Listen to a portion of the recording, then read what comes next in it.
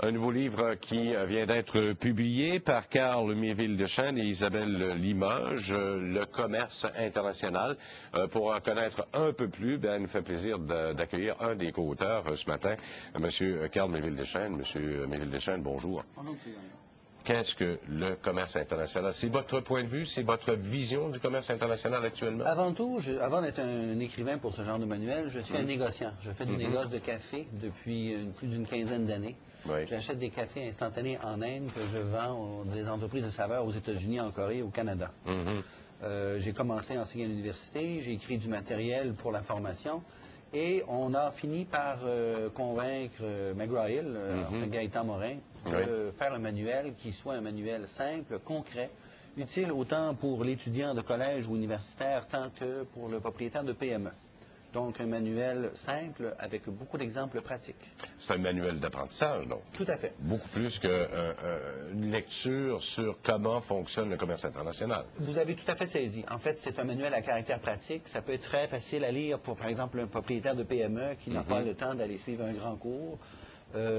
Et c'est adapté au contexte et à la réalité québécoise. Comment chez nous, ici au Québec, on exporte, que ce soit vers les États-Unis ou vers des marchés tiers, comme par exemple l'Europe, l'Asie, l'Afrique. Bon, le contraire est aussi vrai. Comment on importe? Parce que vous faites de l'importation, là, surtout, plus que de l'exportation. Ce que je fais, ça s'appelle du négoce. J'achète en Inde, je vends aux États-Unis. Alors, ça n'est ni importation ni exportation. C'est vraiment le travail, ce qu'on appelle d'une maison de commerce. Une trading house. Alors, moi, je fais de la spéculation sur des marchés de café. OK. Donc, vous achetez des contrats à terme sur le café, puis vous rachetez le café à meilleur prix possible. Bon. Vous comprenez très bien le principe. Bon, il faut dire que ici, on a souvent l'impression que c'est extrêmement difficile de faire de l'exportation. Est-ce que ça va apporter un éclairage nouveau, soit pour les étudiants, mais surtout pour les petites PME qui tentent de faire affaire à l'extérieur? L'exportation est une profession. Oui. Ça se fait par des gens spécialisés. On ne peut pas minimiser la compétence nécessaire pour les réaliser. On peut simplifier la route, par exemple, pour se rendre. Dans ce manuel, on a rajouté des éléments qu'on retrouve dans aucun manuel disponible sur le marché aujourd'hui. Par exemple, l'utilisation des technologies de l'information dans le développement de commerce international. La recherche d'informations, comment être vu, lu et acheté à l'international. On a mis aussi toute une section qui est très utile pour le propriétaire de PME, c'est-à-dire comment on monte son département export, ce qu'on retrouve nulle part. Et ça, c'est bien important parce qu'on a beau vous enseigner des grands principes. Ici, on essaie de vous montrer comment le mettre en pratique dans l'entreprise dès aujourd'hui.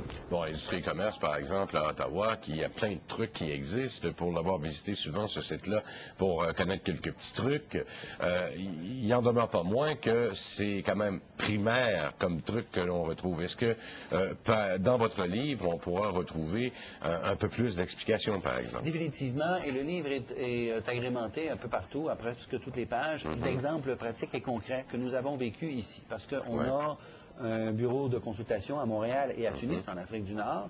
On travaille avec des entreprises, des PME. On les aide à conquérir des marchés où nous avons des capacités, comme par exemple du Canada vers l'Afrique du Nord et l'Amérique latine, on ne va pas ailleurs, et du bureau de Tunis vers l'Amérique du Nord pour les entreprises maghrébines. On a agrémenté donc ce manuel de tout un tas d'exemples que nous avons vécu récemment. Bon, il y a aussi le fait que de transiger d'un pays par rapport à un autre, les termes ne sont pas toujours les mêmes. C'est plus facile de négocier avec des Américains parce que la proximité est là, les lois sont souvent semblables que de négocier en Chine, par exemple. Là, c'est une toute autre paire de manches. On appelle ça la différence des cultures d'affaires. Effectivement, avec les Américains, how much can you deliver Friday? C'est aussi simple que ça. Tandis que lorsqu'on se met à travailler avec l'Europe, l'Afrique, l'Asie, toute la façon dont nous avons appris à travailler ici en affaires est complètement changée, différente. Elle n'est ni meilleure ni pire.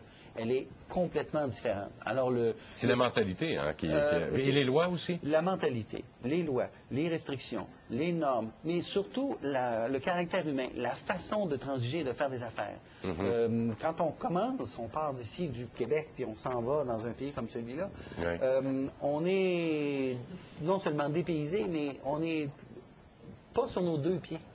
Pour savoir comment travailler. Parce qu'on ne comprend pas le langage qui est non-verbal de notre interlocuteur.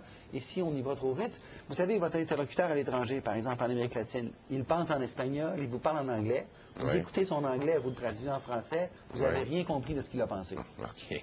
Il faut avoir ça dans la tête. Alors, on comprend la phrase, mais on ne comprend pas l'idée derrière la phrase. Absolument. Alors ça, c'est extrêmement important, ça aussi, en affaires. C'est pas seulement que le document, c'est de savoir aussi ce que la personne qui est en face de vous peut penser de vous d'abord, penser de votre produit, et comment on va lui vendre l'idée. Là. Et comment... Quel est le processus pour faire des affaires avec eux? Il y a un site web, d'ailleurs, beaucoup de références Internet là-dedans, parce que c'est un manuel qui vient d'être publié cette année, donc beaucoup de références. Il y a un site web, entre autres, qui nous explique par pays comment on fait les affaires. Je vais aller voir pour le Canada, il y a qu'une toute petite mention du Québec, c'est pas beaucoup. Mais ça m'a servi dans mes premiers balbutiements avec l'Inde.